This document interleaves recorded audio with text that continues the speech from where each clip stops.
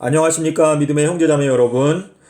저는 오늘 이 시간에 계시록 1장 10절에서 말씀하시는 내 뒤에서 나는 나팔 소리 같은 큰 음성을 들으니 라고 하는 내용에서 요한이 주의 날에 나팔 소리와 같은 큰 음성을 듣게 되었는데 11절에 가면 말씀하시기를 너는 이제 너가 보고 깨닫게 되는 내용들을 책에 기록해서 그 내용을 7교회에게 보내라 라고 하는 말씀이 나옵니다.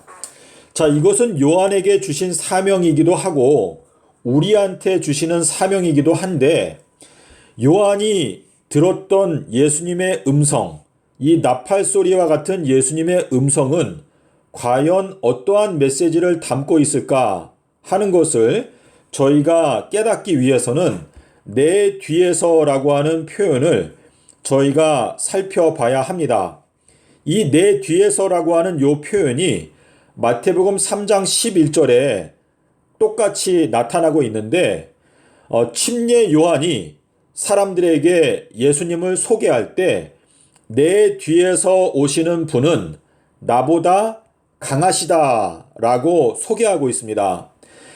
한글 성경에 나보다 능력이 많으시니 라고 기록되어져 있는데 저희가 원어 성경을 살펴보게 되면 내 뒤에서 오시는 분은 나보다 강하시다 라고 소개하고 있습니다.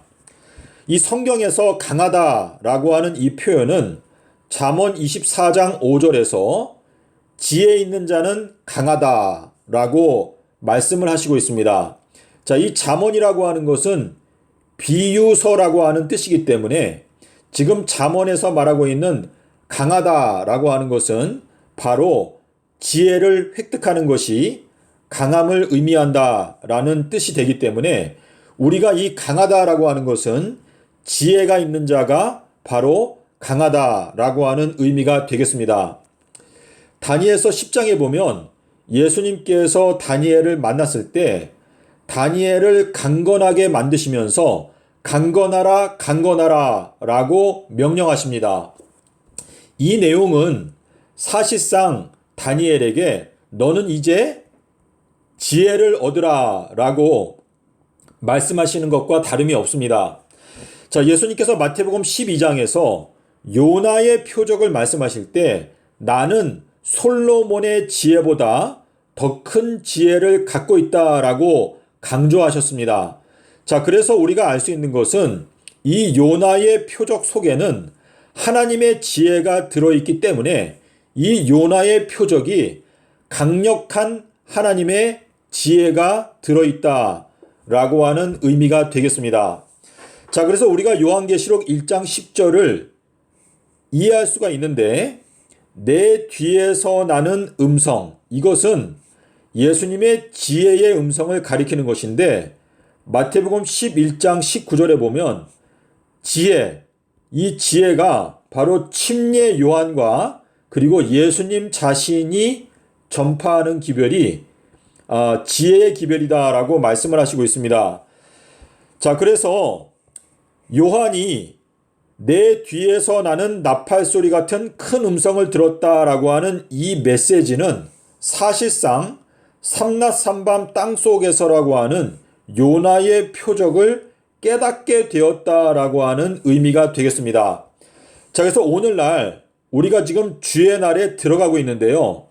이 주의 날에 저희들의 귓전에 큰 나팔 소리와 같이 울려 퍼지고 있는 이 음성이 바로 삼낮 삼밤 땅속에서 이것이 하나님의 지혜 그리고 이것이 가장 강력한 나팔 소리와 같은 큰 음성을 의미한다라는 것을 여러분께서 마음 가운데 꼭 기억하시기를 바랍니다.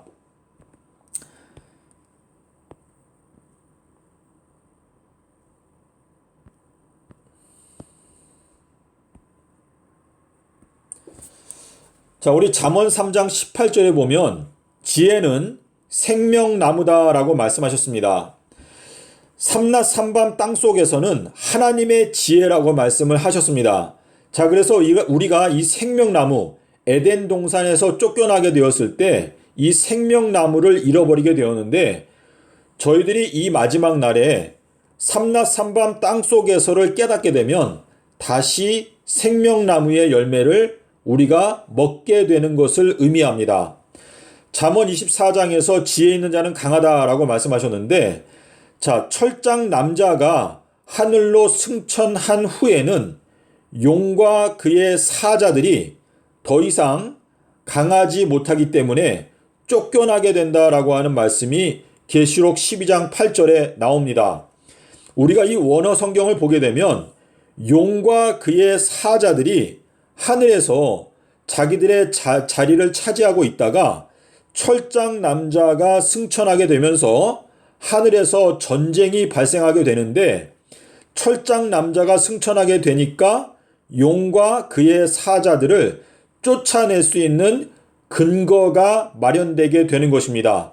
그리하여 이 용과 그의 사자들이 강하지 못하기 때문에 쫓겨나게 된다라고 계시록 12장 8절에서 기록하고 있습니다. 2023년도 3월 23일이 사실상 철장 남자가 하늘나라로 올라가게 되는 날짜가 되기 때문에 결국에는 이때에 용과 그의 사자들이 쫓겨나게 된다라는 의미가 되겠습니다.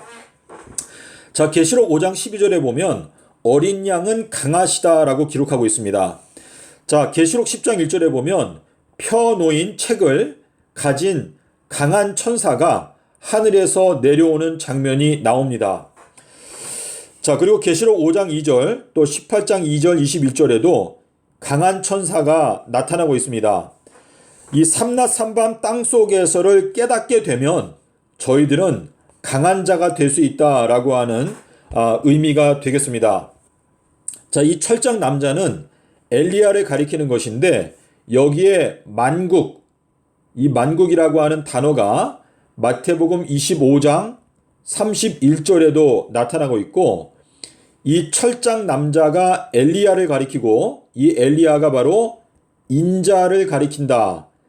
재림과 관련해서 인자는 엘리야를 가리킨다라고 하는 요 내용은 마가복음 9장 12절과 13절을 살펴보시게 되면 인자에 대해서 이사야서 53장 3절에 기록하기를 많은 고난과 멸시를 당하리라 라고 예언되어져 있는데, 엘리야가 왔을 때 사람들이 인자에 대해서 기록된 내용 그대로 엘리야를 임의로 대우하였다 라고 말씀하셨습니다.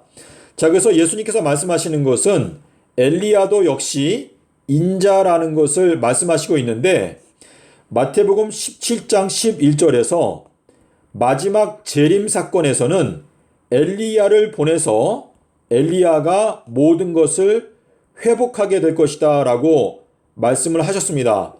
그래서 예수님께서 말씀하시는 인자가 올 때에 이 세상에서 믿음을 보겠느냐라고 하는 그 말씀은 사실상 엘리야가 오게 될 때에 이 세상에서 믿음을 보겠느냐라고 하는 의미가 되는 것입니다.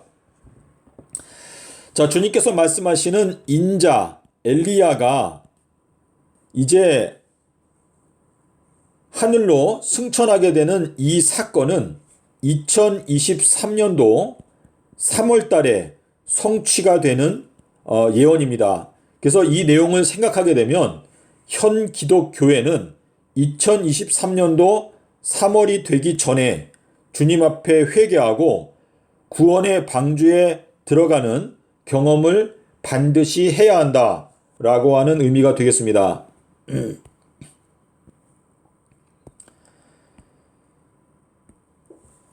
자, 용이 하늘에 있는 별 3분의 1을 쫓아낸다. 이 쫓아낸다라고 하는 단어가 전쟁이 발발하고 용이 쫓겨난다.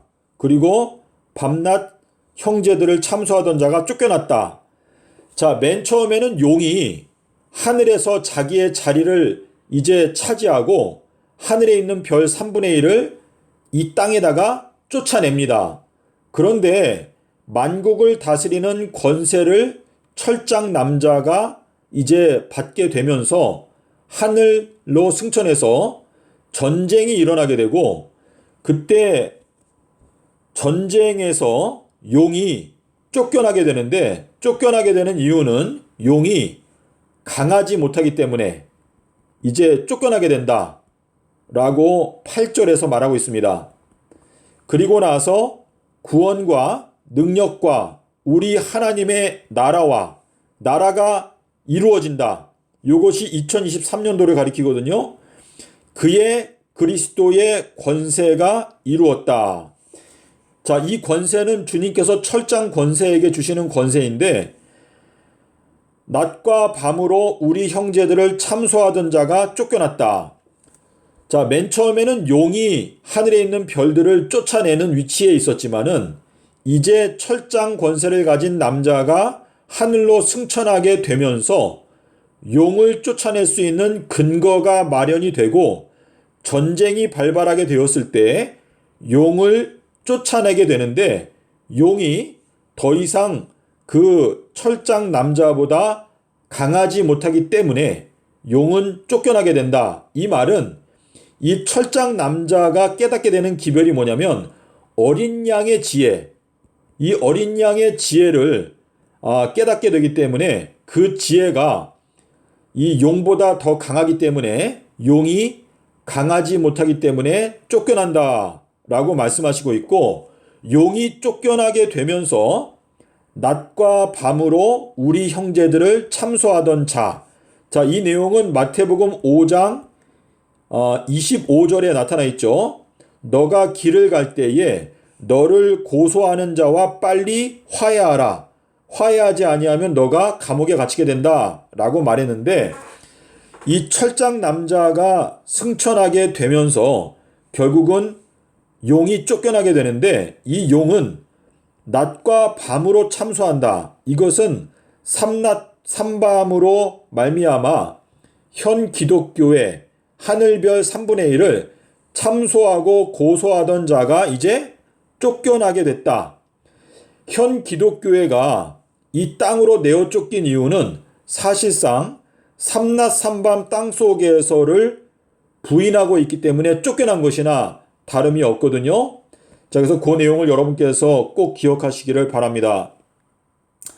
자, 이 내용은 조금 다른 내용인데 기왕 영상을 만들기 때문에 함께 말씀을 드리고 영상을 마치도록 하겠습니다. 자, 우리 달리다굼은 달리다라고 하는 것은 소녀여, 굼 하게 되면 일어나라 라고 하는 뜻입니다. 자, 근데 엘리야굼, 이거는 이제 우리 한글 성경에 보면 엘리야킴이라고 되어 있는데 엘리야김. 자, 엘리야김은요, 엘리야여 일어나라 라고 하는 의미가 됩니다. 자, 우리 이사야서 22장에 보면 그날에 나의 종 엘리야굼에게 정권을 맡기게 될 것인데 그가 예루살렘 주민과 유다 집의 아버지가 될 것이며 내가 또 다윗의 집의 열쇠를 그의 어깨에 두리니 그가 열면 닫을 자가 없겠고 닫으면 열 자가 없으리라. 자, 요 열면 닫을 자가 없고 닫으면 열 자가 없다. 요 내용은 계시록 3장 7절에 나오는 내용과 같은 내용이거든요. 자, 그래서 예수님께서 마태복음 17장에서 엘리야가 모든 것을 회복한다 라고 말씀하신 것은 엘리야가 활동하게 되는 시간은 2020년도부터 3030년까지를 가리킨다 라고 여러분께서 이해하시면 되겠습니다. 그래서 엘리야가 모든 것을 회복하게 되는데 주님께서 엘리야에게 모든 것을 맡기신다. 마태복음 24장 45절 47절에서 내가 나의 모든 소요를 그에게 맡기겠다. 자, 요한일서 2장 20절에 보면 기름 부음을 받게 되면 모든 것을 안다 라고 말했기 때문에 주님께서 사실상 엘리야에게 그분의 기름을 부어주시고 모든 것을 회복하도록 역사하실 것이다 라고 하는 의미가 되겠습니다. 현재부터 2023년도 3월달까지가 엘리야의 날들 그리고 인자의 날들이 되겠습니다. 자, 그래서 이 내용을 여러분께서 마태복음 24장 37절 그리고 누가복음 17장 22절 26절 그리고 베드로전서 3장 20절의 말씀을 여러분께서 꼭 숙지하시게 되면 주님께서 말씀하시는 인자의 날들이 언제 끝나는지 2023년도 3월 23일 날 끝나거든요. 그래서 인자의 날들이 끝나기 전에 우리 기독교인들은 반드시 좁은 문으로 들어가야 한다라고 하는 의미가 되겠습니다. 오늘 상당히 중요한 내용을 여러분께 말씀을 드렸는데요. 여러분께서 혹시 이해가 안 가시면 댓글을 남겨주시거나 적극적으로 저에게 연락을 주시면 제가 여러분께서 최대한 잘 이해할 수 있도록 설명을 자세하게 드리도록 하겠습니다. 감사합니다.